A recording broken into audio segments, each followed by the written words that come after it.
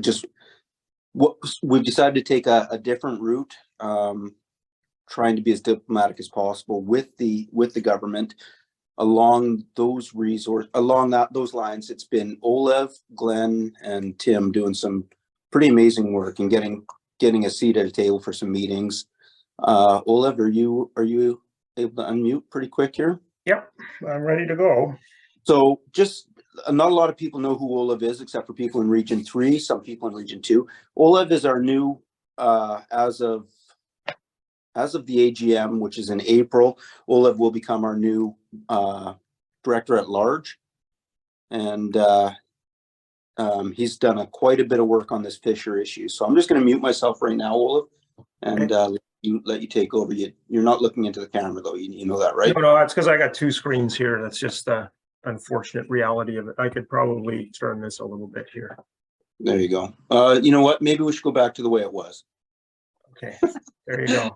I'm kidding, buddy. Okay, so look, I'm just going to do a really quick introduction. So look, I'm trained I'm actually a mechanical engineer turned investment banker. I've worked almost exclusively in pulp and paper and mining my entire career.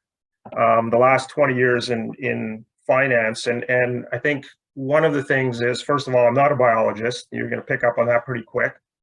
But I've spent a ton of time doing data analysis and a lot of the similar modeling to what, like, we refer to it as the extinction paper, but the Fogarty paper. And that modeling is something I've never seen before. And personally, I think it's kind of light. So as this whole thing sort of unfolded, notwithstanding, I've just purchased a trap line last year, and I have a Fisher infestation issue where there are not supposed to be any fishers. So putting that all together, I kind of started to dive into a lot of this. I think the approach I'm taking is because twofold. One, I'm not a biologist.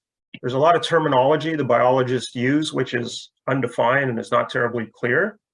So my view is, let's give them the benefit of the doubt, but let's question the science. And so that's where we spent all of our time going through the reports, looking at the data. And what we found was a lot of it doesn't hang together, notwithstanding that almost, I think probably every one of you here is seeing something different on the ground. So that's sort of the whole genesis of this. And I think, as Chris said, we're not here to bash the people, because what we want to do is we want to take a view that we don't know where they're coming from, and we don't have all the information. As a matter of fact, one of the most difficult things we have is getting good information. But the information we have and the science we have, in my opinion anyway, seems to be flawed. And another avenue is a big part of my job in the mining side is what we call resource estimation, where we look at a mining deposit and we try to determine if it's actually economic and real. And that's based on a minuscule data sampling. So it's not actually that unlike trying to come up with a population estimate for an animal. So it's Mother Nature. There's a lot of variability. And the question is, how good and accurate is the data you have to spread out over a certain region? So that's a little bit of a theme I'm going to throw in here. So let me just start sharing the screen here. I'm going to go through this relatively quickly. Okay, so has the screen come up? You guys are all seeing that? Yeah. Okay, so, you know, Glenn, Tim, and I went to Victoria. And this is just, I'm going to skirt through a lot of this very quickly. It'll be here for everybody to look at later. But one of the things that jumped out at me is this whole notion that there's only 299 to 517 Columbian fishers. And I'm going to talk a little bit about the difference between the boreal and the Columbian. And you'll understand where we're coming from that. Like, by any account, I think most people say that's an awfully precise number. So what we did is we went into there and said, look, you're making these proposed regulatory changes. And the genesis of all this was started with a red listing a couple of years ago, and then fast forward to the regulatory changes on account of a paper by a young master's student. He hasn't even finished his master's yet, which I say was a what if scenario. And that what if scenario is where I jumped in with my modeling and said, well, that's a pretty discrete, defined outcome with very little semblance to reality. So that was how we kind of started this approach. So to jump around a little bit here. Okay, so first of all, we have the red listing criteria. And I'll talk a little more about the Boreal and the Columbian later, but essentially, the government estimates that the Columbian range is around 230 square kilometers.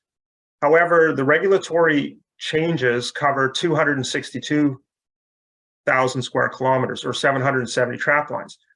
One of the issues we took with that is, well, why are we blanketing far more ground than you believe is occupied? In other words, the regulatory changes are forcing trappers who have little to no fishers to adopt new boxes, to not use 220s and 330s on land, et cetera, et cetera. The government also then came back and said, however, the area of occupancy is only 43,000 square kilometers, or 20% of, let's say, the known habitat.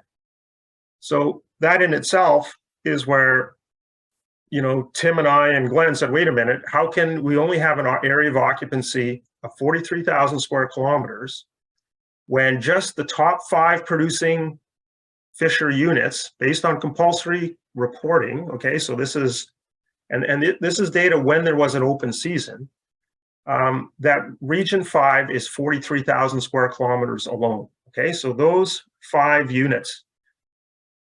If you look at region 6, the top 4 producing areas in region 6 is 38,000 square kilometers, and the top 6 in region 7 is 16,000. So in total, we've got almost 100,000 square kilometers of known fisher occupancy area that on average during a season generates about 60 fishers a year. And that's an 8-year average from 2013 to 2020, okay? So why is this important? It's important because, and I'll talk a little more about this later, the red listing criteria, according to a presentation they did a year or 2 ago, which unfortunately I missed, says that the current range of area of occupancy is around the 40,000. However, if it's about 6,000 more, it would not be a red listed species. Now, it's not either or. You need both an area of occupancy of around, probably call it 50,000, 48,000 square kilometers, and you need more than 1,000 fishers, okay?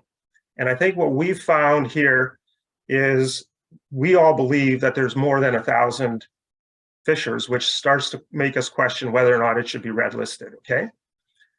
So the 97,000 square kilometers is only 15 of the wildlife management units affected by the proposed regulatory changes. There's 55 units in that total, so 1/3 of them is more than that area.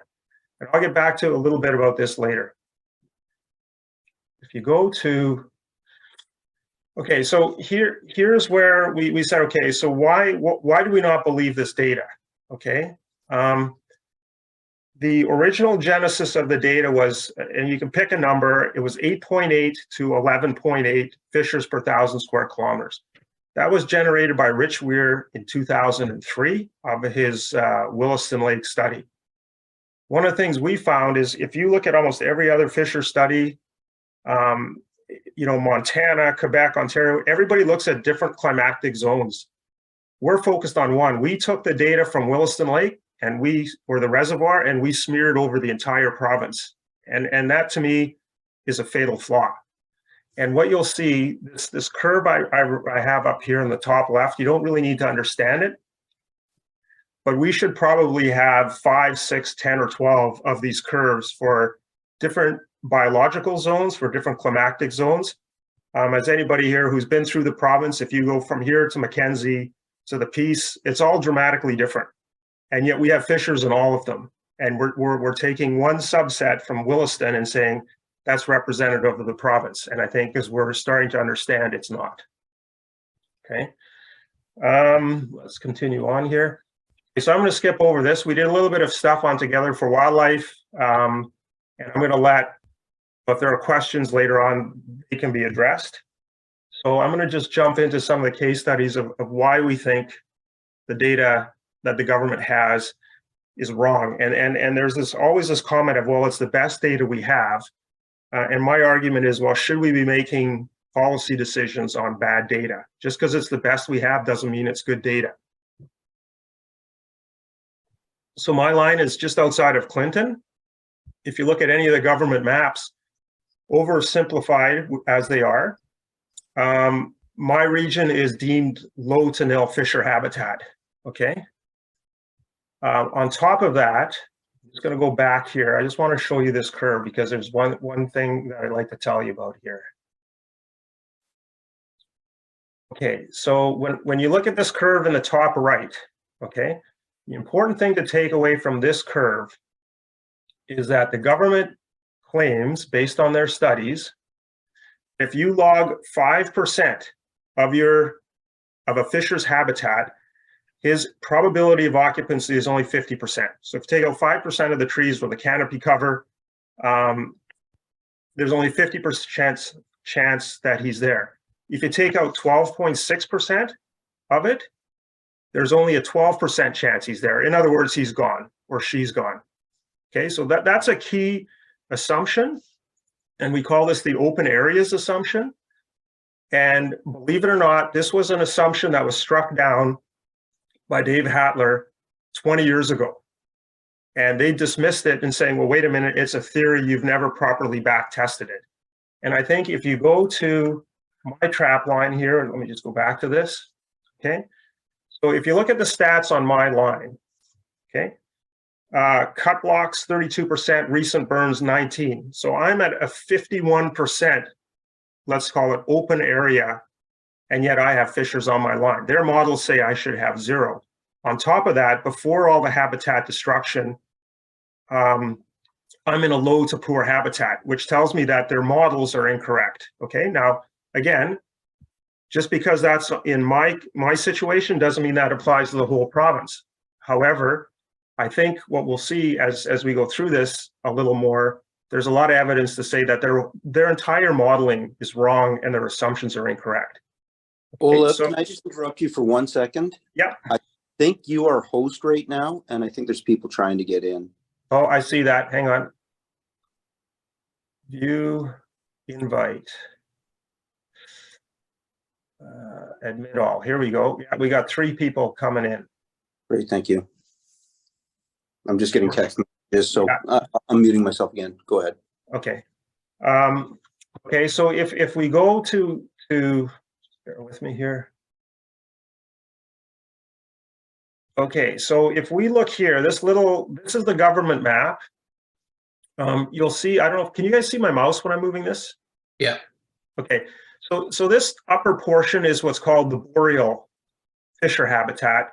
And the area we're talking about here, which you'll see from going forward, is going to be in red. That's the Columbian habitat. There's these densities. And if you look at here, I'm in the very southern tip, and I'm in rare to nil habitat. And yet, when I drew just a simple polygon on Google Earth, or Google Earth, connecting the dots between the outer extent of where I was trapping, which was about 10 to 12 kilometers on a lineal path, there are at least 8 fishers, okay? I caught 6 of them and turned 4 in, 2 were eaten. So the argument was, how can 35% of a 30 square kilometer area hold 1.5 to 2.3% of the entire population of Columbian fishers? And that was sort of what the genesis of a lot of this came from. Now, while we were doing this, we've also been scouring for data. And I think the big thing, if anybody comes across any kind of fisher study, send it to me. Get us involved, because finding the data is incredibly difficult. I know Tim's got a lot through Freedom of Information, but we know there are papers flying around, there are studies going on, and we should just be aware of them, okay? So I'll go to another one. This here was done by a biologist, I think a master's student. I think her name is Kara McCauley. And this is this Chilako study. And what I did here was they gave us this map on the left, and this is almost a verbatim Google Earth snapshot put on top. And what you can see here is this has been logged to nothing. Like this is in excess of what I call a 25% open area, and therefore, according to government models, is likely uninhabitable. It's well in excess of the 20%. And yet there were 12 individual fishers, 6 females, 6 males in that study area. And that was around, I think, 1,000 square kilometers. So that's more in line with the 12 or the 11.8 that they originally used.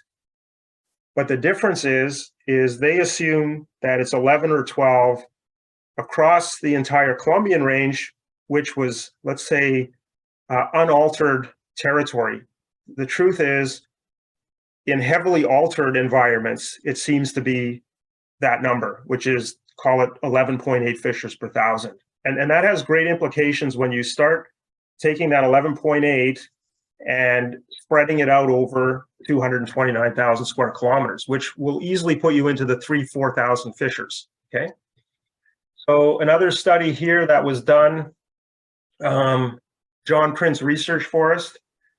Now this one here, we don't have a lot of data on, so be very careful with how you use this and how you interpret it. You know, I don't know how many cameras, I don't know if the cameras are in the same place, I don't know where they are, where they were logged, but it was brought to my attention and confirmed through an email that in 2015-16, there was one fisher detected for whatever reason, 17, 18, 19, no cameras, and then all of a sudden, 5 years later, 23, 17, and 20, okay? So again, this is this indicative of how fishers respond or adapt to a changing habitat and environment? One of the more compelling studies, and so these two case studies, just so everybody knows, none of this has been reviewed, it's just data that we've come across, okay? Fogarty, the young guy the biologist who wrote the paper that, in my opinion, triggered the policy changes. I call it the Fogarty paper. He has done some work in what he calls, I think it's called the Enterprise area, which is between, let's say it's west of 100 Mile all the way up to Quesnel. And he says, you know, their models show 11 fishers per thousand or 10 fishers per thousand.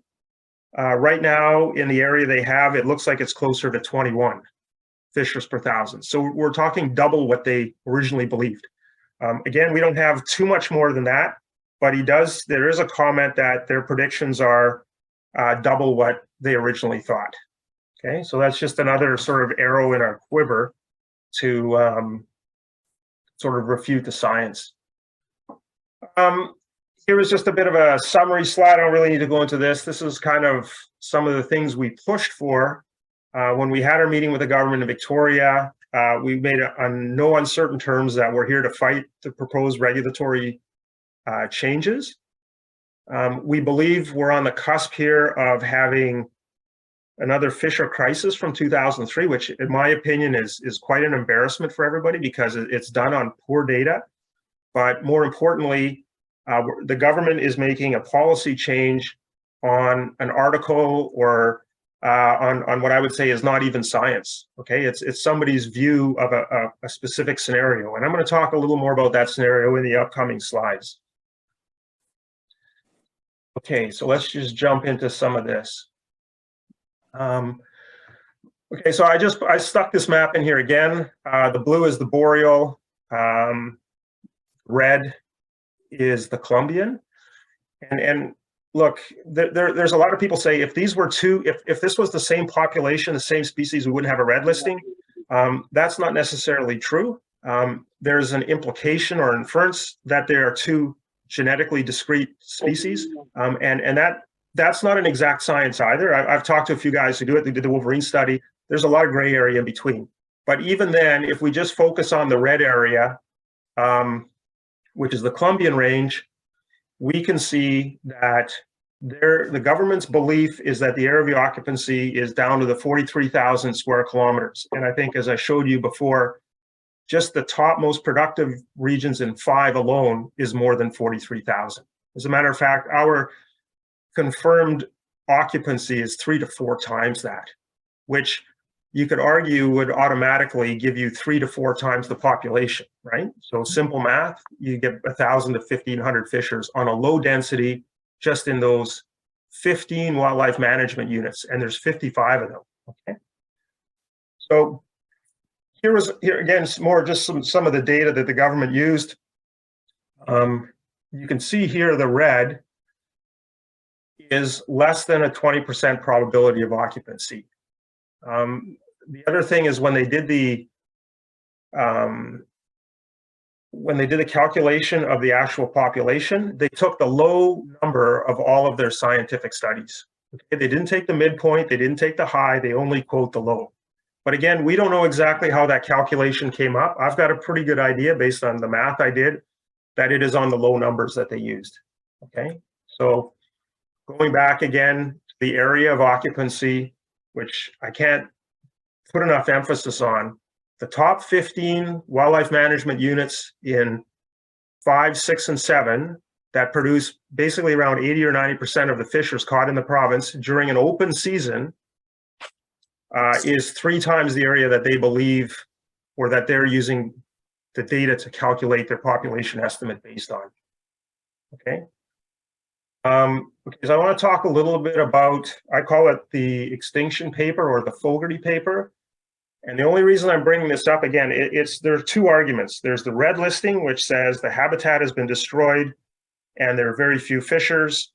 And then take it a level further where someone built on that, in my opinion, flawed data, and then ran a hypothetical, we call it a Monte Carlo analysis, where you change and you stress test all the parameters. And what you do is it gives you a population estimate based on all kinds of criteria, and then you usually bracket that within a certain range. And so the first couple things you'll see, okay, high probability extinction in a decade. Well, that is based on a couple of things. First of all, that we actually do have 2 distinct fisher populations in BC. And genetically, we don't know that. There seems to be a lot of evidence that it's probably that, but until that's proven, that's one area that needs more work. The current estimate of, like I said, 299 to 517, as all of us know, that's a pretty damn exact number for an animal the size of a house cat over 230,000 square kilometers. Like, that just makes no logical sense. In some of the data he used, he said that it's the compulsory reporting which is predicting a population growth. Well, compulsory reporting cannot predict population growth. It just takes data. It just says how many fish were caught where, what size they were, and what type of trap they were caught in.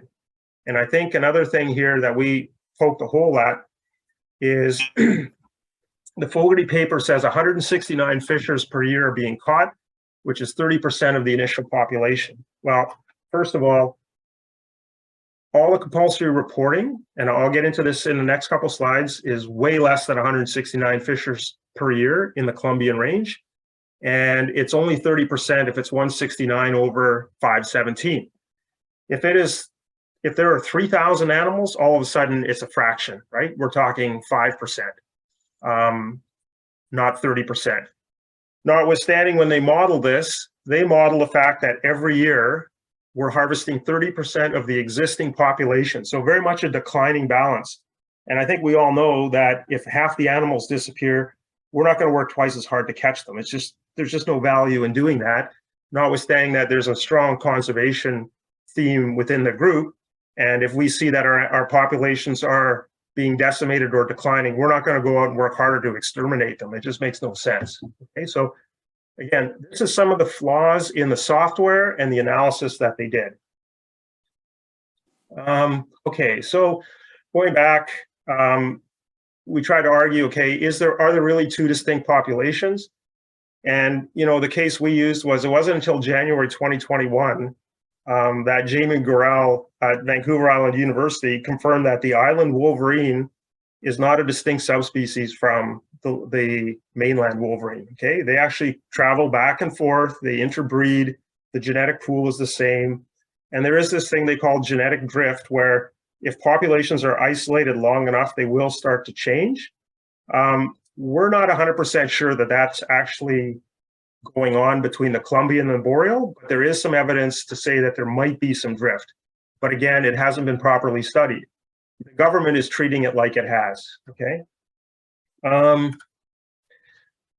Back to the original here, estimate, they're still using this data from 2003. And Dave Hattler wrote a letter, a very sharp and pointed letter, and he basically dismissed a lot of the theories. And what's changed is that a lot of the information that was used in 2003 was heavily qualified. It's a small area. We're not sure it's representative. We need to do more tests. And fast forward 20 years with very little work, everybody's taken all of that disclosure out and just said, oh, this is hard science, and it's not. Okay, so that's some of the things that we plan on fighting. Okay, so again, Williston study was 8.8 fishers per thousand. I think Lafrock upgraded it to 11.7. And again, to me, it's this curve. This curve is like the root of all evil. Like, it's just, what they should have done was generated this curve, and then someone should have gone out and found 5 or 6 different areas and seen if this curve actually works. And I'll bet you it doesn't. And I think that's why the work we're seeing now by Fogarty is starting to show that this curve is inaccurate and should not be used to predict fisher habitat. Because it's all done by computer simulations and modeling. Guys are sitting behind a desk and saying, hey, this is unlogged, or because this is logged, therefore the population is this low. Okay, I'm going to just jump to a couple things that I found in the Fogarty paper. So 2 things. No matter what happened in the Fogarty paper, we call it the extinction paper because we didn't want to beat the young guy up too hard. I think he was just an impressionable student who was probably was doing as he was told without really thinking through the implications of it. But no matter what happens, the only outcome that Fogarty's paper had was that fishers were going to be extinct. Okay, and if we didn't trap them, in 30 years they'd be gone. But because we're catching them as bycatch, they're going to disappear in 10 years. And that's erroneous on a number of fronts. Just as an aside, why is when the population 2000, the growth rate, the negative growth rate increases? So the bigger we have, the more we use on a unit basis, which is counterintuitive. Okay, so why is that? And again, we can only ask questions because we don't have all the data. So I'll just now jump into some of the compulsory inspection data, which will show you why we think these policy changes are, in my opinion, overly punitive and probably way overreaching for what's going on. Okay, so when you looked at all the data, Region 7B, which is not part of the new restrictions, their harvest over 8 years, 131 fishers. That's over 8 years. So that's 17.8% of the total compulsory reporting or compulsory inspection harvest. The proposed changes represents 557 fishers caught over 8 years. Okay, so that's less than 70 fishers per year over those 55 wildlife management units. And you can see here that the lowest 15, I think it's 15, have no fishers at all in the last 8 years. Then you've got this next block, which catches like less than 1 fisher per year. And you have this group here of the top 15 that does about, I think it was 61 fishers per year. Okay. So if we go to, right here. So the question is, how did Fogarty come up with 165 when our data shows that there's less than 70? So he's harvesting at twice the rate that the compulsory inspection data is suggesting. If you look at the kind of the 80-20 rule, 80% of the reported compulsory inspection harvest reports to 13 of the 55 units. So you could solve this problem, and the only reason we have this is just an argument if it gets to this, and I'm not saying it has because we haven't gotten this far yet. Why are we punishing 41 other units? And remember, we're talking 770 trap lines. So why are they all being punished when you could do 80% of the work with 13 wildlife management units? How many trap lines are associated with that? Another argument we made is, if you look at this, this is the harvest records, and you can see it's pretty flat. Like, you know, there's some ups and downs, and you might argue it's slightly down. In the last 10 years, these 2, 4, 6, 8, 10, these are the top 10 producing wildlife management units in the province, are generating en masse about the same harvest rate. So if you have a declining population, why is the harvest rate so stable? Again, it's counterintuitive, right? Another question, like usually they should be declining. This bright red line and this gray line, those are the fur prices. And so I just put this on there to illustrate, are we trapping more or less based on fur prices? Because as the prices were, you know, $60, $150 here versus 50, you would think we'd be catching less, and we're not. We're actually catching a little more, okay? Another number that we came up with here to question the science. So we looked at a bunch of Fisher data, and these are Fisher ranges. So this isn't density. This is how much land does a Fisher need to roam in to keep alive. Quebec, it's one Fisher needs 3.5 square kilometers. Maine, it's 2.6. Massachusetts, it's 4. California, Oregon, which are, you know, some of those are transplanted Fishers from here, believe it or not. Areas that have been just decimated by all kinds of habitat destruction, it's 15 square kilometers. Ontario is 11. So why is BC, with all our fantastic habitat, climate, wildlife, biodiversity, why does a Fisher, the same Fisher that lives in Oregon, gets away with 15 but needs 65 to 100 when he lives up here? Again, it just doesn't make any intuitive sense. Okay, so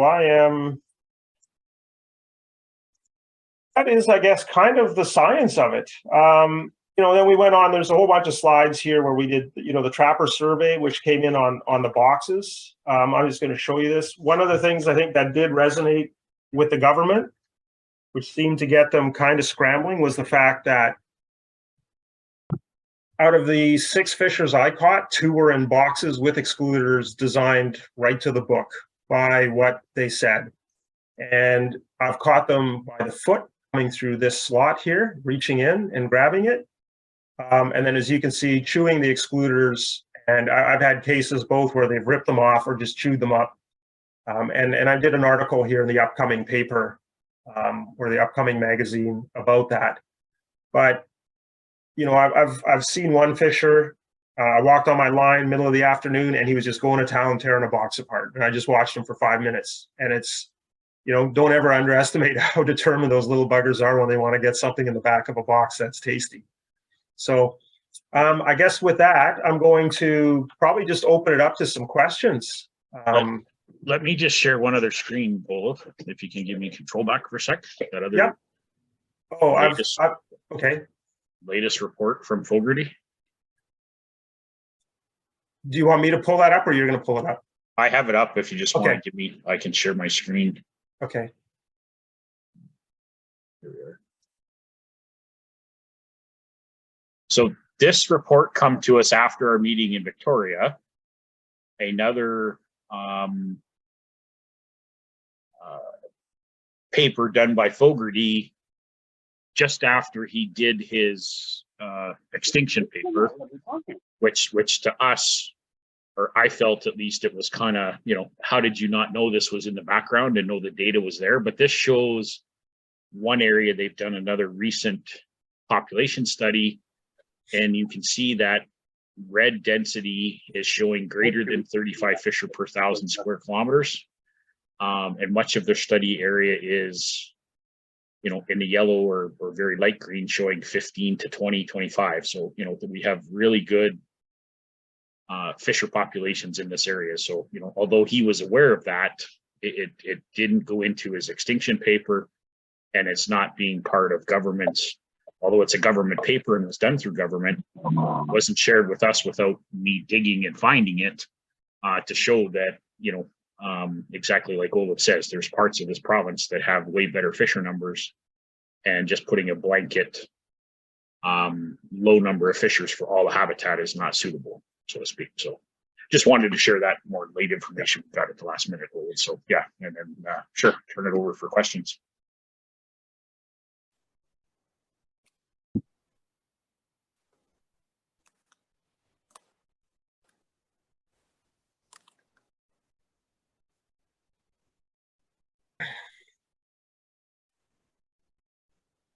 Everybody's being so quiet. Yeah, I was going to say there's. Anyhow, old Stu here.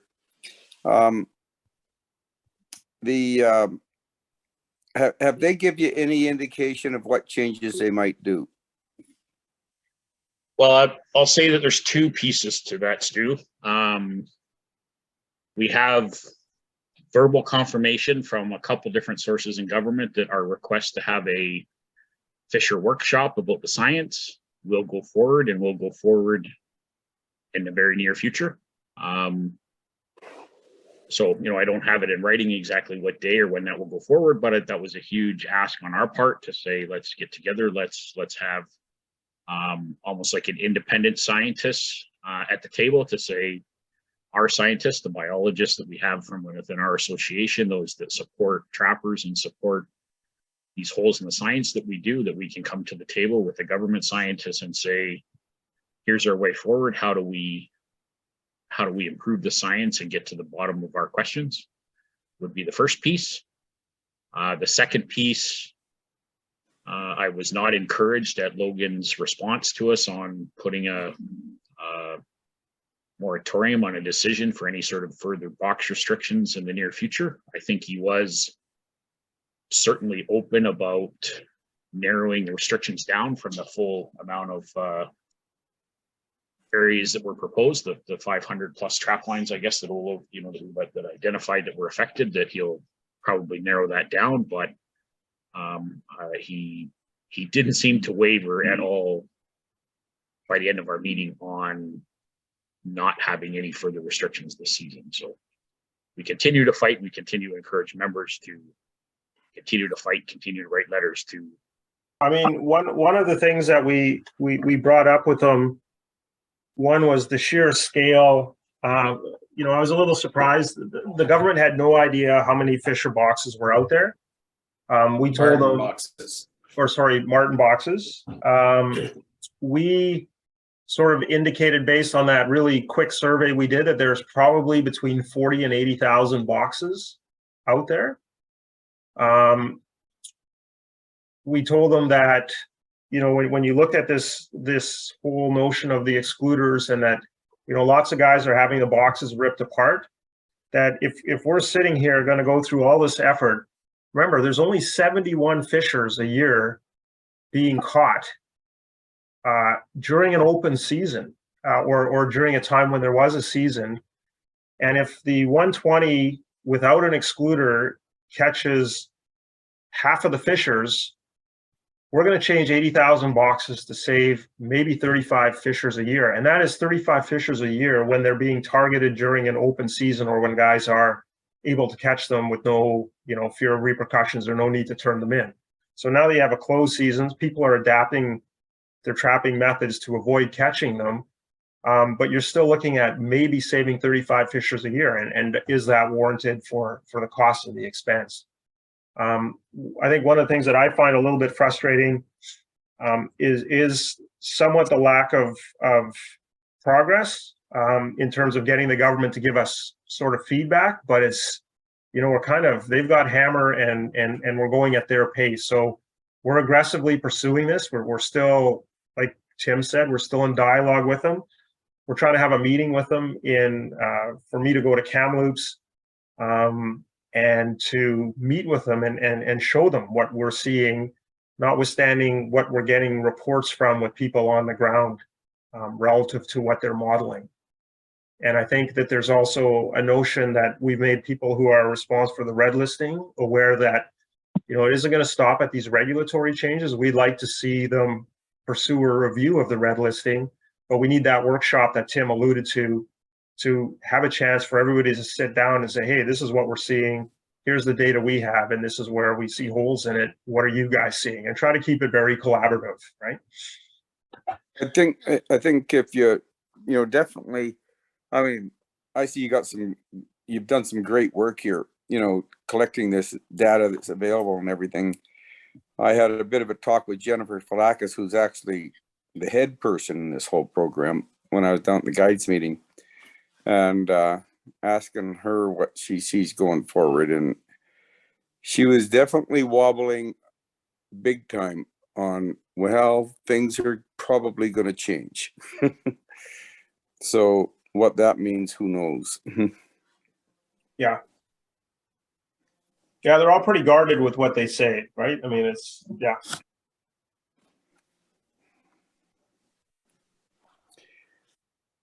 But some of that data is actually works against us. I see. Well, you got to be very careful. Absolutely. Absolutely. Yeah. The like only catching 70 fish or whatever it was in an open season. There's a lot of stuff that isn't catchable, or you can't, like, for instance, I mean, you look at the Caribou region, Caribou-Chilcotin, hell, there's probably only 30% of the lines being used of the best fisher habitat. So if every one of those lines was being used, that number would probably be 300. Yeah. 70. Well, So there's a ton of unused lines out there that are in prime fisher habitat. So, because it shows that this much is being trapped, and then, especially in the last several years where fur prices haven't been worth a shit, nobody's out there trapping neither, so there's a lot of stuff that's really hard to put in and sort of prove as fact.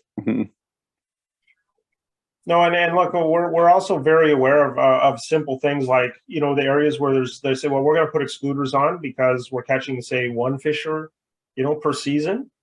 Somebody can say, well, because there's only one, you should be preserving that and do everything you can not to catch it, right? So put an excluder on. That's the counter argument, right? So yeah, you got to be really careful how we present it. I agree. Like, you can get yourself very exposed very quickly. Yeah, I mean, and I don't know if they've done any analysis. You hear me still? Yeah. Oh, on altitude and whatever. I mean, it seems, once you get into super good martin country, higher elevation martin country, there's no fisher.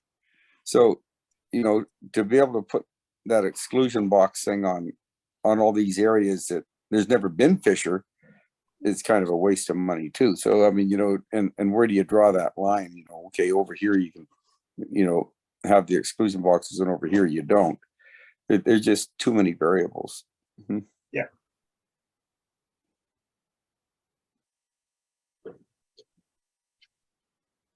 Anyone else?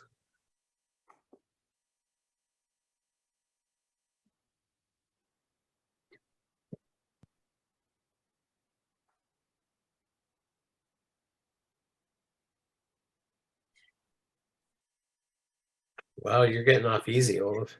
Also, just so everybody knows, this is being recorded and we will be putting this on the website. I think Holly should be able to do that over the next couple of days. Tim is recording this. I think it was Diane that just asked if we'd be able to get her a copy of this presentation to send to local members, and absolutely. Yeah, that's definitely not an issue at all, Chris. Awesome. Say, did they commit to having a you were mentioning a sit down with them? Can we bring in a couple of our biologists, I mean, that are members, to sit on that? Yes, that's been given to us by Jen, Stu. She's given me verbal word that will happen, and it will happen sooner than later. We're not talking October, November date. We're talking a April or probably May date, actually, more than later. And it's been confirmed by other side in terms of they're talking about their new fiscal budgets and all that sort of stuff. So there is both kind of got verbal confirmation to us. And so what biologist might you be bringing in? Well, Hattler would be number one choice for sure, I think. On that would be probably who schedules around in terms of How about Sean? Yeah, definitely, Sean. There's been, most of the biologists in Blontarb Association have helped Olive, and Glenn and I in the background do a lot of this. Okay, good. Probably a question for you, Olive. Bob Frederick raised it in chat, but he'd like to know how many fish are being compulsory reported since they red listed the fisher and closed the season. Do you have to? So that's information I don't have, and actually I have to give Bob credit because Bob was the one who provided us with the compulsory data inspection information. And it was unfortunately very last minute, but as these things take a life of their own, that's where a lot of that data came from. So it was, I think Bob, I think you're on here. I think I saw your name, but Bob gave me the original spreadsheet because the data that we had that apparently went from 1900 to current was really lacking in the last 10 years. And Bob's data, which I believe was given to the BCTA through one of the biologists a number of years ago, was more accurate. But the short answer is the only data we had was up until 2020 that seemed reliable or seemed real. Okay, perfect. Tim, while you're on, and before we go any, I don't know if I'm on there or not. I can hear it. before we go any further, Tim, do you happen to know? There's Ron's iPad, there's Ron GM. Do you happen to know who or what the next steps are? Do we have a Video? plan going Wouldn't forward? you video? You've left it on? I don't know. Is it? It seems to be. Okay. I think Ron might have a question. Ron, do you have a question? Ah, there we go. Sorry. Yeah. Just trying to figure this thing out. I'm new at this game. No problem. Go ahead. But I've been in contact with a couple of folks regarding possibility of getting more data channeled through the folks in the States there. Would be helpful. I'm promoting the North American fur bearers. I guess the big book that was put out by the Ontario government a number of years ago, and I talked to you, Olav, about that, and I think I mentioned it to Dawn one time here as well, and I think I sent something to a couple of other folks as well, and I'm wondering if that might be another avenue to add to Olav's stuff there to try and connect with the folks that have done probably more fisher studies in the States, although they're not in BC. At least there's more of it, and to get things like updated information on stuff like reproduction rates and such. So anyway, I think we need more data to be able to make better arguments and more data that's been juried and such. It's put out by people who actually have the credentials and the ability to be able to do it. So anyway, that's just my 2 cents worth.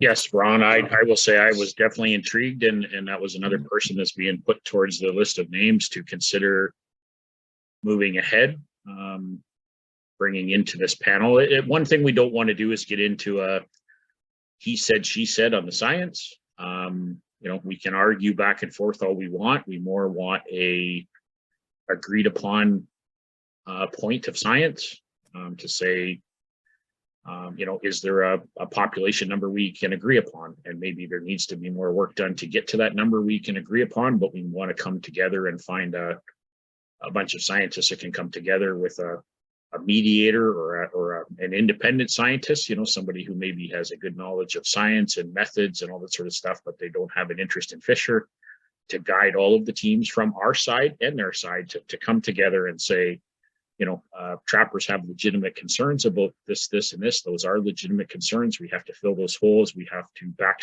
test those pieces. Like Olav said, we have to, modify our data so we can get to a point where we can all stand behind the science, or understand the science satisfies our questions, I guess, really, right?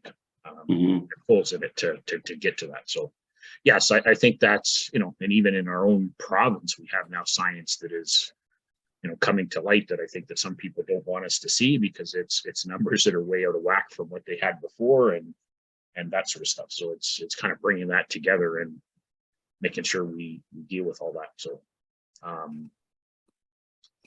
and then Chris, yes, I think our next steps right now, I mean, we're waiting. Unfortunately, this last couple of weeks for government is a bad time. It's the end of fiscal for government. And so they're, extremely swamped in finishing things. So we hope in the next week or so, we can get a follow-up, communication with the Director of Fish and Wildlife.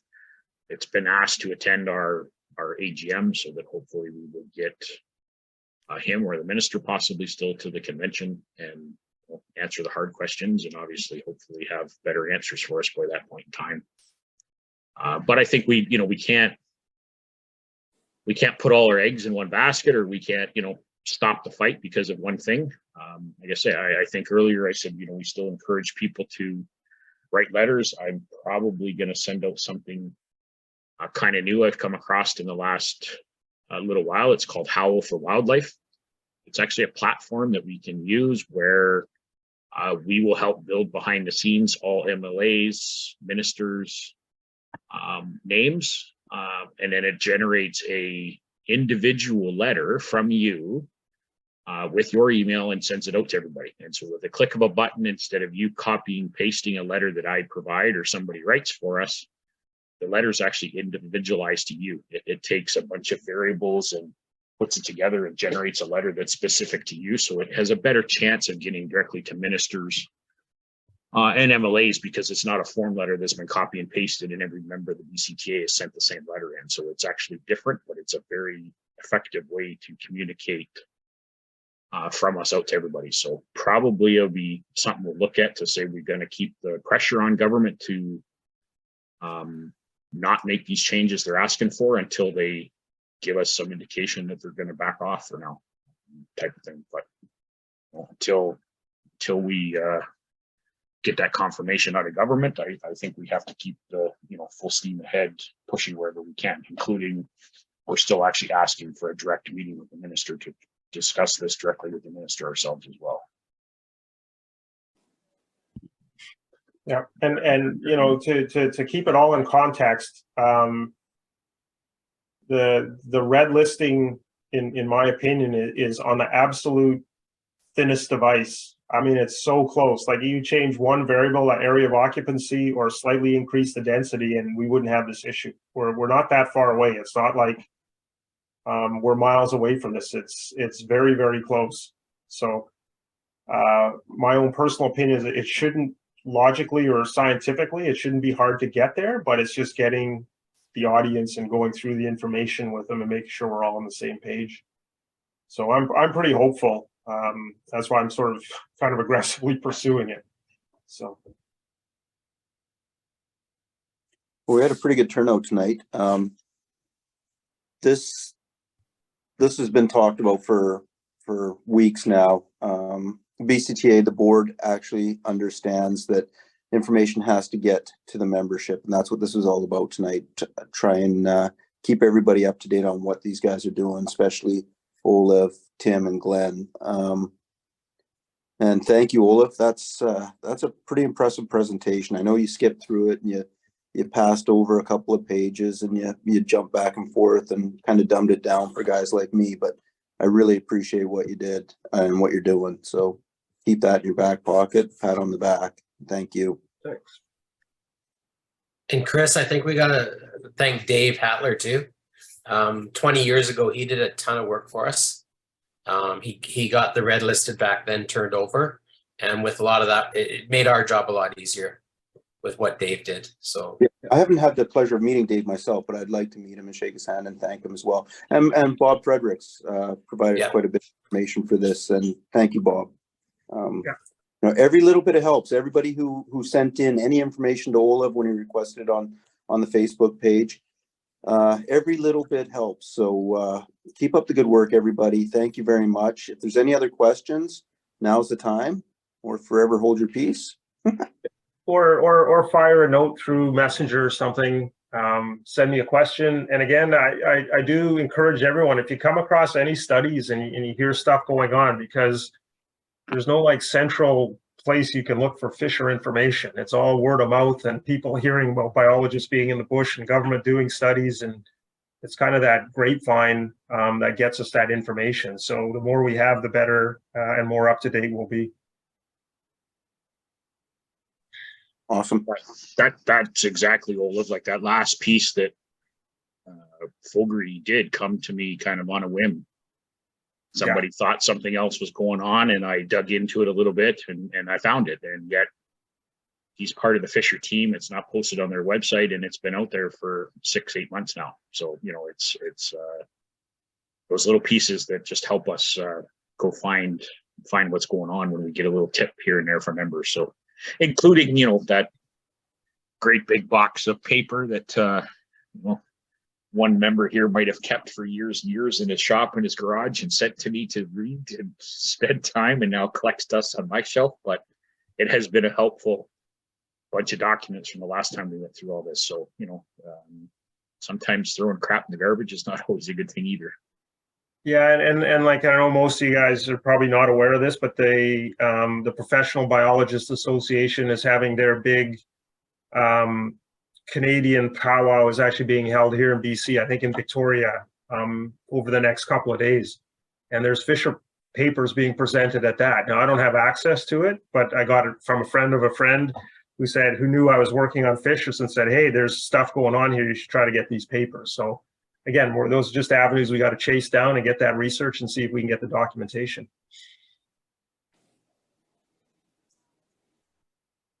Okay, well, on that note, thanks everybody. Chris, Karen has her hand up. Okay, I just can't help but think that this is kind of the time that we have to increase the pressure. And I'm just wondering, is there an independent biologist who has been identified who could maybe work with you, Olaf? I mean, I really appreciate your professionalism, and you've got a background that's incredible for data. But when it comes to biologists talking to biologists, I think there's even more clout if we could have someone working with you.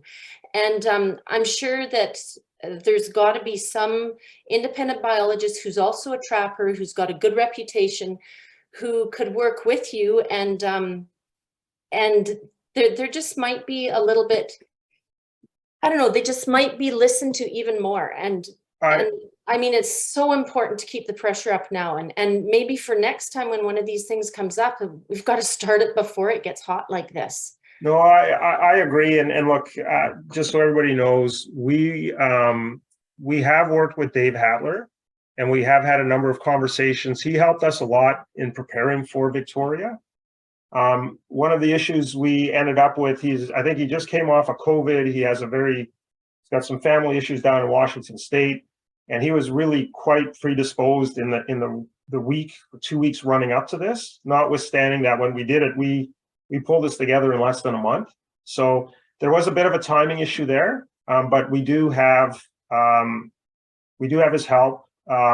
We just have to use him more, and he's only probably more so available now than he was at that time. But remember too, he refuted a lot of the science. He's a biologist, PhD, trapper, retired, but he did help us, and he was the one that overturned the Fisher crisis of 2003. So we relied on him quite heavily, but again, it was a timing, family illness situation that didn't get him probably as involved as I think normally we would have liked. And I'll let Tim talk to that. Yeah, we're definitely trying to find other people to support. I mean, we've had help behind the scenes, not only from Hattler, but from other biologists, Sean Freeman, Terry will know I first one to admit I'm bad with names, but another lady out of the Prince George Local 2 has been helping us. So there's lots of other trapper biologists are helping us, but we're also, looking, like Ron said, outside the box a little bit, which is what happened last time this come to a head. The independent person in the middle was actually somebody that was outside of BC, outside of the BC circles, but had a good knowledge of Fisher that helped come in. And that's what our intention is, to push Jen when we have a Fisher workshop, that we have a independent scientist or another fisher person from outside of BC come in and listen to both sides, including those biologists that we bring forward from our association. And those biologists that are, especially ones that are presently still working, they'll have a lot of that data at their fingertips. They'll be, I'm sure they work with government a lot and just know who to phone right away and grab it. I know when I was working with Sean Freeman, he would have the information right away.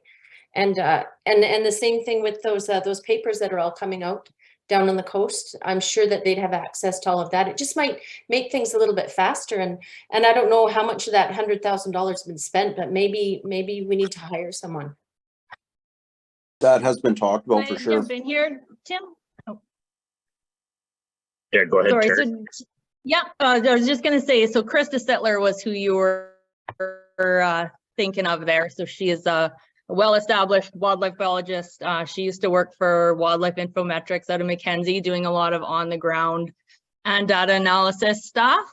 She's just recently gone on and started her own private consulting company.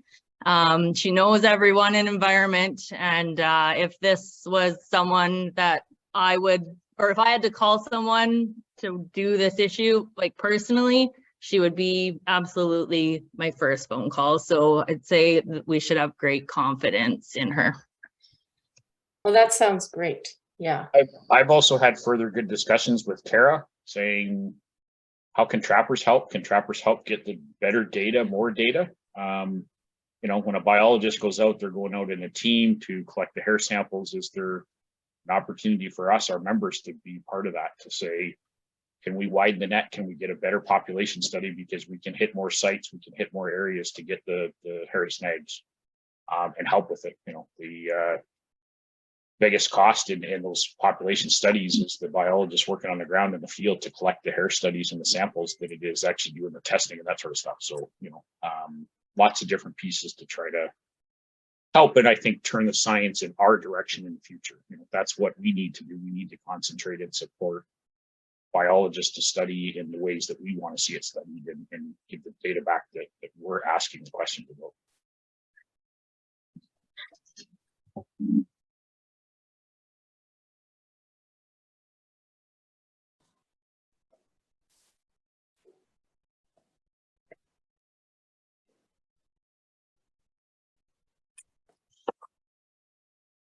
Any other questions or any other comments? It's all been positive. If you haven't looked yet, Olaf, have a look at the chat. Yeah, I just flashed it up actually. No, it's Yeah, good. That's a feather in your cap, buddy. It really Oh, is. no, thanks. Look, it takes a village, you guys. I mean, we all got to kind of, work together and just keep fighting and keep pushing. It just takes time. I've been part of a few BCTA meetings, and to date, I don't think I've seen that kind of positive feedback from a group. And when you can get Carl and a few others agreeing on things and giving positive feedback, that's a pretty good pat on the back, bud. Okay, thanks.